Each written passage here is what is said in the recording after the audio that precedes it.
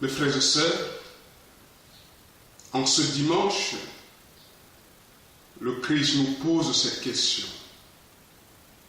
Et vous, qui dites-vous que je suis? À chacun d'entre nous, personnellement, aujourd'hui, le Christ pose cette question. Pour toi, qui suis-je?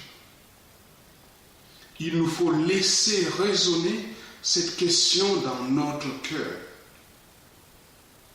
Bien sûr, la première réponse qui se présente à notre esprit est celle que Saint Pierre a prononcée. Pour lui, il n'y avait pas de doute. Jésus était le Messie attendu.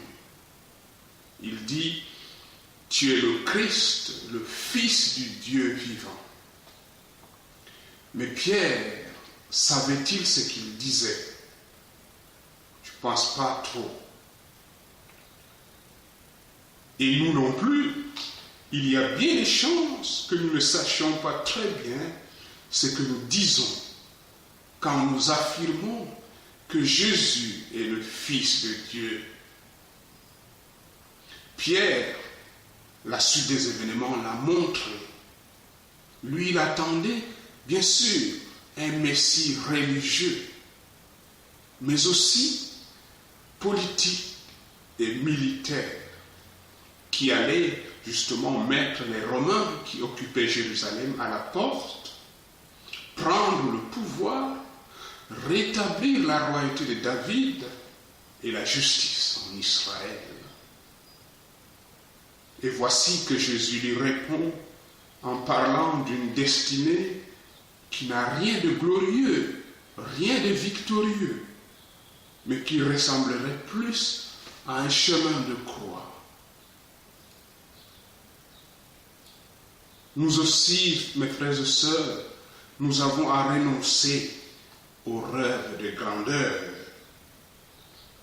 Nous devons cesser de croire à un Jésus magicien qui va résoudre tous les problèmes du monde et nos problèmes personnels, ceux de notre famille, de nos proches, de notre pays. Dans cette nuit à laquelle parfois ressemble notre vie, nous ne pouvons que dire comme Pierre, dans un autre passage de l'Évangile, il dit, Seigneur, à qui irions-nous? Tu as les paroles de la vie éternelle. Et que disent justement ces paroles de la vie éternelle aujourd'hui? Elles nous disent, celui qui veut marcher à ma suite, qu'il renonce à lui-même, qu'il prenne sa croix chaque jour et qu'il me suive. Jésus dit que chacun prenne sa croix. Chacun d'entre nous a une croix dans sa vie. L'expérience nous le montre. Il a pu le trouver peut-être à sa naissance, cette croix, un handicap, une hérédité. Cette croix a pu lui tomber dessus au cours de sa vie. Une maladie, un deuil, un accident. Tous nous avons à porter une croix. Elle est plus ou moins lourde. Nous pouvons nous laisser écraser par elle. Nous pouvons aussi choisir tout simplement de la ramasser, cette croix, la mettre sur nos épaules et avancer en la portant à notre rythme, avec le coup de fatigue et nos chutes. Mais nous marchons vers la lumière. Parce que nous marchons vers la lumière, pourquoi? Parce que nous ne sommes pas seuls sur ce chemin de croix. Écoutons bien ce que dit Jésus, qu'il prenne sa croix et qu'il me suive. Mais bien aimés, nous ne sommes pas seuls. Jésus est avec nous, il marche devant nous. Et ça change tout. Dieu porte sa croix avec nous. Il porte toutes nos croix avec nous. Ce n'est pas bien sûr un Dieu magicien, mais c'est un Dieu de compassion. C'est un Dieu d'amour. La face du monde n'en est pas changée, bien sûr, mais notre cœur peut être plus léger. Un fardeau est plus léger quand c'est partagé. Surtout quand c'est Dieu qui le partage avec nous.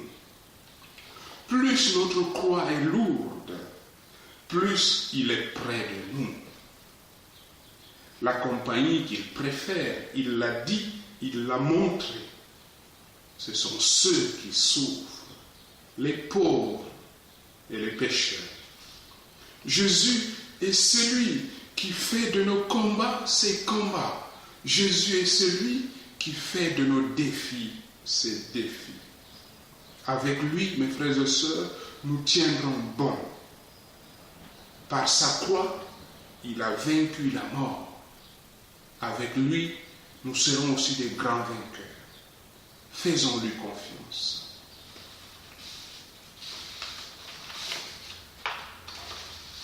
Si ta croix nous semble dure, si nos mains craignent les clous, que ta gloire nous rassure, ô Jésus, souffre avec nous. Que ta gloire nous rassure, ô Jésus, souffre avec nous. Au-delà de ton calvaire, tu nous donnes rendez-vous dans la joie près de ton Père. Ô Jésus, accueille-nous dans la joie de ton Père. Ô Jésus, accueille-nous. Si parfois sur notre route nous menace le dégoût, dans la nuit de notre doute, ô Jésus, marche avec nous. Dans la nuit de notre doute, ô Jésus, marche avec nous. Bon dimanche à tous et que le Seigneur vous bénisse.